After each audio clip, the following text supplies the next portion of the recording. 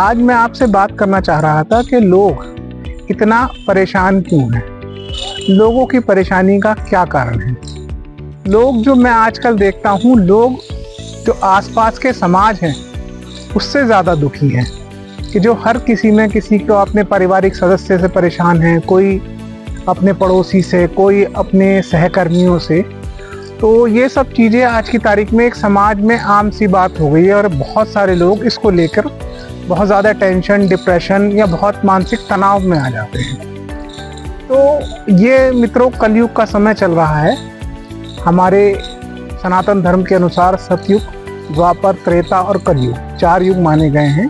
तो सतयुग में धर्म 4 पैरों पर खड़ा रहता है, द्वापर में 3 पैरों पर खड़ा होता है धर्म, और त्रेता में 2 पैरों पर खड़ा होता है, और कलयुग में 1 पैर पर खड़ा होता है। तो ये धर्म का अंततम स्तर है, निम्नतम स्तर है।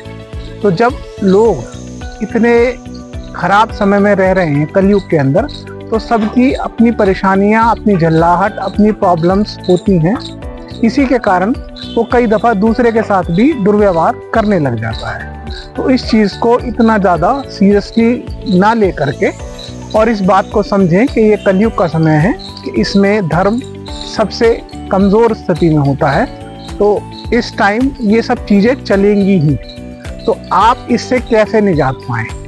इसे निजात पाने का सिर्फ एक तरीका है कि आप अहिंसात्मक हो जाएं, फॉरगिवनेस सीखें और ये समझें कि उसकी व्यक्ति की गलती नहीं है, क्योंकि परमात्मा ने इस तरीके का माहौल चारों तरफ बनाया हुआ है।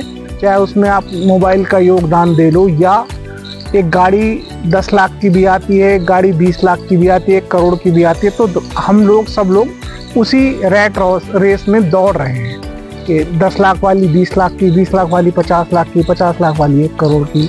ऐसे ही घरों की स्थिति है, ऐसे ही कपड़ों की स्थिति है, ऐसे ही रेस्टोरेंट्स की, होटल्स की, शिक्षा की। तो जब ये युग अर्थ जगत में आ जाएगा तो ये सब चीज़ें चलेंगी ही।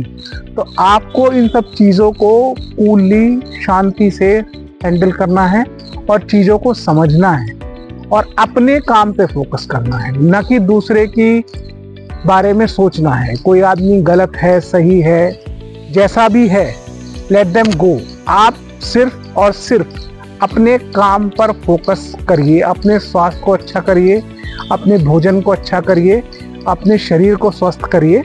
बस यही आपका मेन मोटो होना चाहिए, ना कि किसी दूसरे के बारे में चिंतन करना। जो अपनी विचारधारा है वो अपने आप को डेवलप करने में लगानी है, ना कि दूसरे के बारे में ये एनालिसिस करने में लगाना है, ये जजमेंट करने में लगाना है कि वो अच्छा है कि बुरा है। तो अगर मेरी बात आपको अच्छी लगी हो तो हमारे चैनल को सब्सक्राइब करें, वीडियो को लाइक करें, शेयर करें। बहुत बहुत धन्यवाद।